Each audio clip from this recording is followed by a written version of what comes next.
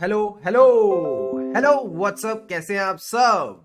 Good morning, good morning, good morning, good morning everyone. हाँ जी मित्रों, क्या हाल चाल है आप सबके? गुड मॉर्निंग कीर्ति, अनन्या, यशिका, व्यास, कैसे हैं आप सब? कुमार व्यास, गगन जी, मनदीप जी, सौम्या जी, राधिका जी, बहुत बढ़िया जी। How is everyone doing? All set? Good morning, good morning, good morning. चलो सर, चलो सर, सारे के सारे प्यारे प्यारे बच्चे, जय जिनेन्द्र, जय जिनेन्द्र। सारे के सारे प्यारे प्यारे बच्चे आई होप एकदम रेडी होके आ गए हैं for today's class. Sir, class आरंभ का भोपू बजा दीजिए। तो मैंने कहा सुनो,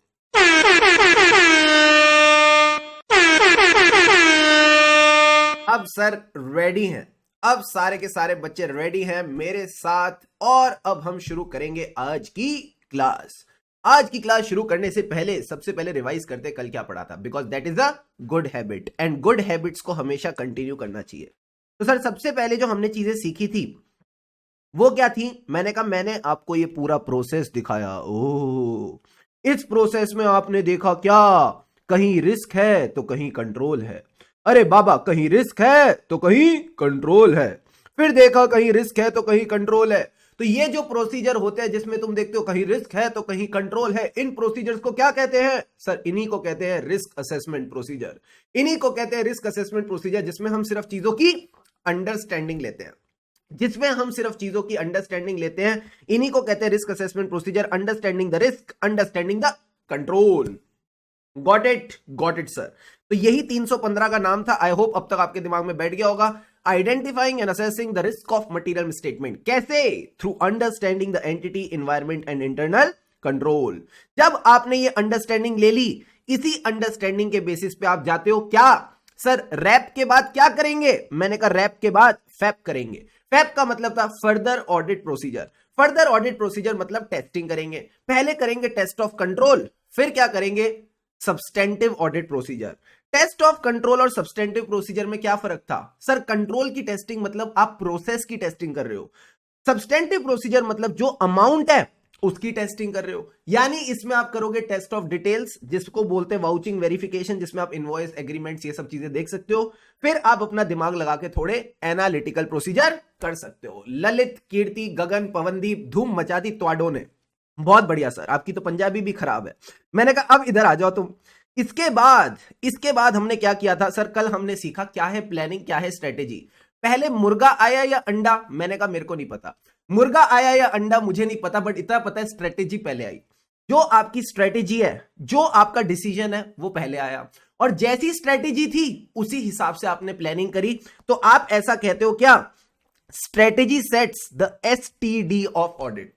जो हमारी स्ट्रेटेजी है ये क्या सेट करती है? ये सेट करती है STD of audit. Sir STD of audit का क्या मतलब होता है? Scope, timing and direction. Come on, scope, timing and direction. यही कहीं ना कहीं आपका स्कोप, टाइमिंग और डायरेक्शन सेट करती है। क्लियर है? क्लियर है सर। अब सर एक बात बताओ, जो हमारा प्लान है वो क्या था? फिर स्ट्रेटेजी, डिसीजन है, तो प्लान क्या है? Planning the nature, timing and extent of procedure. Planning the nature, timing and extent of procedure. जल्दी से बताओ कौन से दो प्रोसीजर होते हैं? सारे बच्चे बताओ कौन से दो प्रोसीजर होते हैं? सर दो प्रोसीजर होते हैं, risk assessment procedure, further audit procedure. Risk assessment procedure, further audit procedure, उसी की नेचर, टाइमिंग एंड एक्सटेंट को प्लान करने को क्या कहते हैं? Audit planning. क्लियर है? क्लियर है सर। सबसे पहले स्ट्रेटेजी आया या प्लान? स्ट्रेटेजी। प्लान में अगर चेंजेस होंगे तो क्या स्ट्रेटेजी भी चेंज करनी पड़ेगी? हाँ सर। तो मैंने कहा किसी में भी चेंज हो दूसरी चीज ऑटोमेटिकली चेंज हो जाएगी। These are interlinked. Got it sir. Change in one will lead to change in other, which is more detailed. Obviously the plan is more detailed. क्या इतनी बात हमने की थी? हाँ सर। फिर हम चले चैप्टर 2 की ओर। तेरी ओर, तेरी ओर, तेरी ओर, हाय रब्बा। मैंने कहा यहां पे हमने क्या किया? ऐसे 300 सीखा। सर ऐसे 300 ऑडिट प्लानिंग क्यों है? ऐसे 300 ऑडिट प्लानिंग क्यों है? क्योंकि इसमें 30 तारीख है। 30 तारीख को मम्मी पापा क्या करते हैं? अगले महीने की प्लानिंग। तो इसीलिए इसका नाम 300 पड़ा। तो तो ये कहता है planning and audit of financial statement. सबसे पहले बताओ, क्या प्लानिंग सारे टीम मेंबर्स करेंगे या कुछ चुनिंदा लोग? सर कुछ चुनिंदा लोग, जो इंगेजमेंट पार्टनर हैं, जो एक्सपीरियंस लोग हैं, इन सब लोगों को क्या करेंगे सर? इन सब लोगों को हम प्लानिंग में बिठाएंगे। क्यों बिठाएंगे इनको प्लानिंग में? क्योंकि इनके पास एक्सपीरियंस है, इनके पास तजुर्बा है, तो they have their experience, they have their insight, जिससे हमारा प्लानिंग इफेक्टिवली और एफिशिएंटली हो जाए। यस और नो? Yes sir. फिर ये कहता है कि जो भी डिस्कशन होगी अबाउट द प्लानिंग, क्या मैं वो जाके मैनेजमेंट को इनसाइट्स दे सकता हूं? कहता है दे सकते हो। You may decide to discuss the elements of planning with the management to facilitate the audit engagement. कहीं ना कहीं ऑडिट एंगेजमेंट को सपोर्ट करने के लिए आप ये चीज कर सकते हो, कोई दिक्कत की बात नहीं है। बट मेन चीज क्या थी सर? मेन चीज है इसमें ध्यान रखना, आपकी ऑडिट की क्वालिटी अफेक्ट नहीं होनी चाहिए, बस इतनी सी बात ध्यान रखनी है। Now what were the benefits of planning? ये तो मैं तुम्हें सुबह 4 बजे भी पूछू ना तो भी आना चाहिए। प्लानिंग के बेनिफिट क्या है सर? दो चीजें। सबसे पहले तो basic point, focus on the important areas, दूसरा टाइमली रिजॉल्व द प्रॉब्लम्स। तो दो चीजें याद रखना, attention to the important areas, identify and resolve the problems on a timely basis. बाकी के 4 पॉइंट्स तो बड़े सिंपल है, proper selection of engagement team member, staffing, proper organising, ठीक है sir, direction, supervision, review, DSR, ये हमेशा साथ साथ चलते हैं। एंड लास्ट में क्या आएगा? कंट्रोल। मैंने कहा जमाना कंट्रोल का नहीं है, जमाना कंट्रोल का नहीं है, जमाना कोऑर्डिनेशन का है। तो आपने कोऑर्डिनेट करना है 2 लोगों के साथ, auditor of the component and the experts. बस ये बातें आपने ध्यान में रख के चलनी थी। फिर हमने बात करी audit planning is a continuous process. Audit planning is a continuous process. Sir continuous process मतलब चलता जाता है, चलता जाता है, चलता जाता है। ये कोई डिस्क्रीट फेज नहीं है। सारे बच्चे बोलो मेरे साथ, ये कोई डिस्क्रीट फेज नहीं है। It is a continuous and iterative process. It is a continuous and iterative process. Iterative कितना क्यूट नाम है, हमने क्या डिस्कस किया था? Iterative Gupta, iterative Sharma. तो ऐसे करके इटरेटिव अपन याद रखेंगे, ठीक है? चलता जाता है, चलता जाता है, चलता जाता है। सर शुरू कब होता है?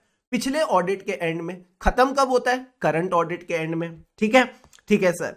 इसमें आपको कुछ रिस्क असेसमेंट प्रोसीजर वगैरह देखने पड़ते हैं। सर क्या क्या होते हैं ये? ऐसे 520 एनालिटिकल प्रोसीजर। जैसे ही मैंने 520 के साथ हेरा फेरी करी, मैं कौन हूं सर? आप लॉयर हो, यानी आपने लॉज एंड रेगुलेशन की बात करनी है। जब 520 की बात हो गई तो बाकी सारे 20 भी ले आओ। 320, 620, 420 नहीं है, 520 तो हो गया। तो मैंने कहा 320 क्या था? 32। 32 से क्या चबाते हैं? Material, that is materiality. 620 में क्या आएगा? सबसे ऊपर एक्सपर्ट। तो ये बेसिक बातें आपने ध्यान रखनी थी।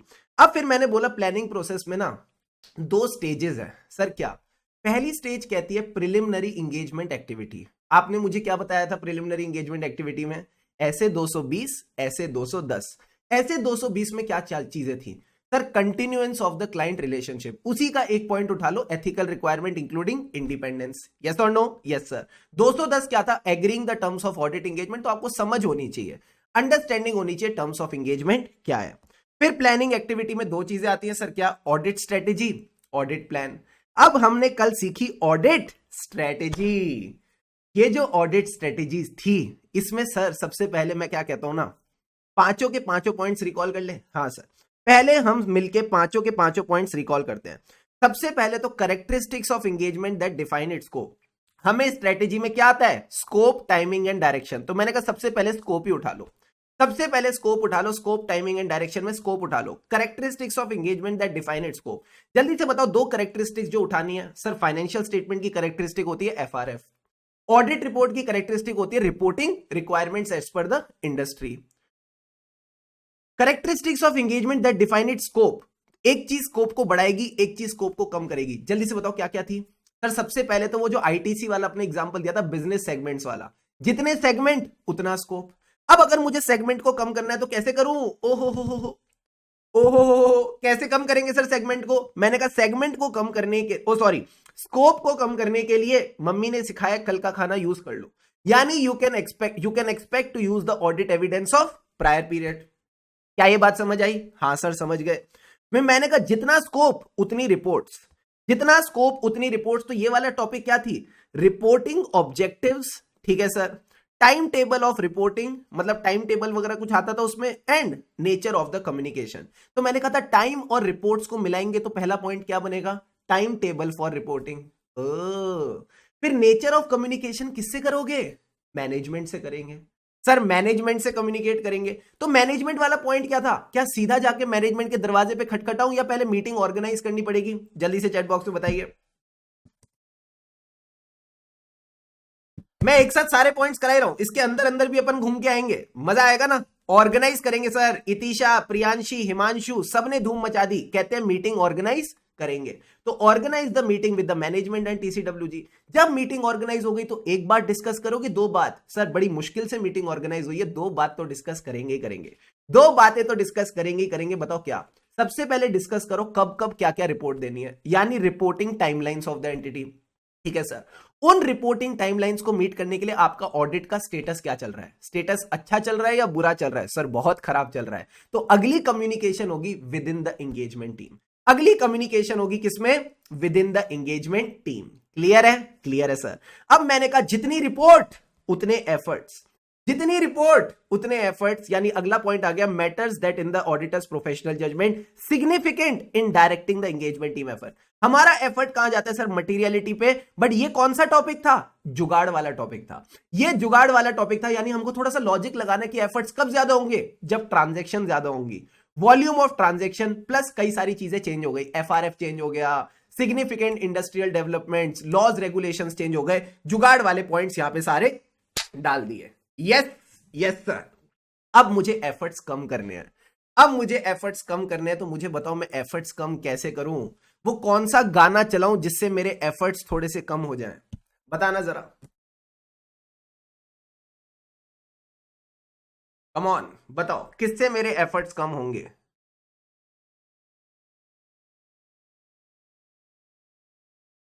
पिया पिया, वेरी वेरी गुड सर। पिया पिया पे नाचेंगे। मैंने कहा पिया पिया का क्या मतलब है? Preliminary engagement activities plus you can also consider the use of knowledge gained on other audit engagement. जो आपकी बाकी ऑडिट एंगेजमेंट है उसकी नॉलेज भी आप यूज करके चल सकते हो। क्या ये पॉइंट क्लियर है? हाँ सर। बच्चे कुछ कह रहे हैं मेरी आवाज कम आ रही है, प्लीज एक बार कंफर्म करना आवाज कम आ रही है क्या? चलो सर, अब मेरी बात सुनना सारे के सारे बच्चे। मैंने कहा पिया पिया वाला गाना चलाया, साथ ही साथ मैंने कंसीडर किया to use the work of previous engagement. इसमें दो पॉइंट क्या थे? या तो आप अपना प्रीवियस एंगेजमेंट का काम यूज कर सकते हो। सर अगर हमारे पास प्रायर एक्सपीरियंस नहीं है तो क्या करें? पूछो। अगर प्रायर एक्सपीरियंस नहीं है तो क्या करेंगे? पूछेंगे। सर पूछेंगे का क्या मतलब होता है? मुझे बताओ, पूछेंगे का क्या मतलब होता है? मैंने कहा पूछेंगे का मतलब होता है क्वेश्चनिंग माइंड, प्रोफेशनल स्केप्टिसिज्म। यही वाले दो पॉइंट्स पढ़े थे। हाँ सर, यही वाले दो पॉइंट्स पढ़े थे। अब इसमें एक बात ध्यान रखना, जब आपने ये कर लिया, जब आपने ये कर लिया तो सर इसके बाद हमारा लास्ट पॉइंट क्या आएगा? मैंने कहा आखिरी में पता चल जाएगा nature, timing and extent of resources required. और यही नेचर, टाइमिंग एंड एक्सटेंट में बस आपने तीन बातें ध्यान रखनी है। Selection of team members, nature बताओ कैसी होगी? सर क्वालिटी होगी, एक्सपीरियंस्ड लोग लाएंगे, वेरी गुड। टाइमिंग का क्या मतलब है? ज्यादा टाइम देंगे उन एरियाज को जहां पे रिस्क ऑफ मटेरियल मिसस्टेटमेंट ज्यादा है। क्या यही तीन पॉइंट थे? हाँ सर, यही तीन पॉइंट आपने हमको बताए थे। और यही नेचर, टाइमिंग एंड एक्सटेंट हमारा क्या बन जाता है? सारे स्मार्ट बच्चे मुझे बताएं, जो नेचर, टाइमिंग एंड एक्सटेंट है वो हमारा क्या बन जाता है? Benefits of audit strategy. यही आपका बेनिफिट्स ऑफ ऑडिट स्ट्रेटेजी बन जाता है, जिसमें आप बोलते हो deployment of quality of resources, timing of deployment of resources, timing के बाद एक्सटेंड मतलब क्वांटिटी ऑफ रिसोर्सेज, एंड आखिरी में सबको मैनेज करके चलेंगे। आखिरी में सबको मैनेज करके चलेंगे।